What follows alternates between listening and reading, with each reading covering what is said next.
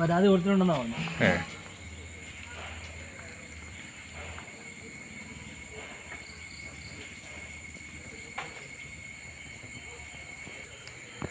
ജോനാൻ്റെ പിന്നെ മള കടിച്ച വീട്ടിൽ 1.5 ലക്ഷം രൂപയുടെ ഒരു പശു ചത്തുപോയി.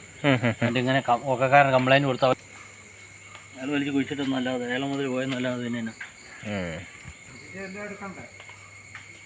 അതിൻ്റെ ഒന്നും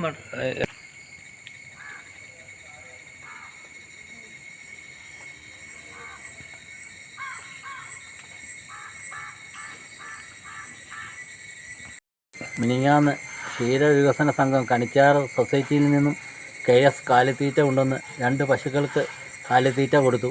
ആ 2 പശുക്കൾക്കും വയറുകമ്പനം ഉണ്ടായി. ഒരെണ്ണത്തിന് മരുന്ന് കൊടുത്ത് കുറച്ച് ഒഴിവായി കുറഞ്ഞു.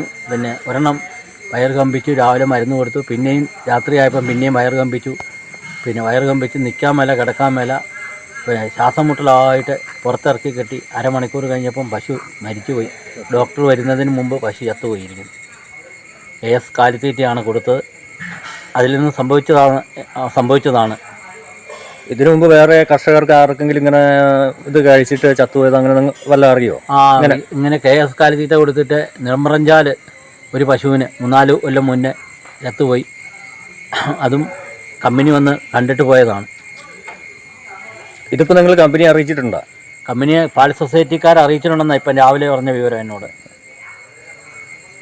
ഇതിനു മുമ്പ് ചത്തുപോയി എന്ന് പറഞ്ഞല്ലോ, അവർക്ക് എന്തെങ്കിലും കമ്പനിയുടെ ഭാഗത്തുനിന്ന് സഹായമോ കാര്യങ്ങളോ വല്ലതും കൊടുത്തിട്ടുണ്ടോ? ഇങ്ങനെ അവർ കിട്ടിയിട്ടില്ലെന്നാണ് പറഞ്ഞത്. ഒരു സഹായം കിട്ടിയില്ലെന്നാണ് പറയുന്നത്.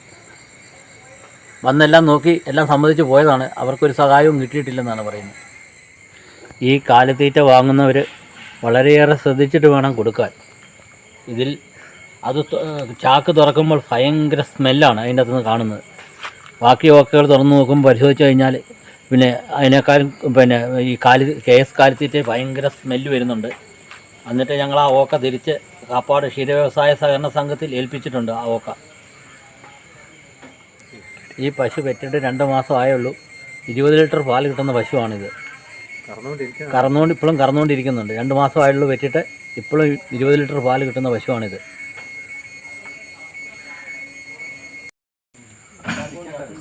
അല്ല പിന്നെ മോനെ ഇവിടെ താഴെ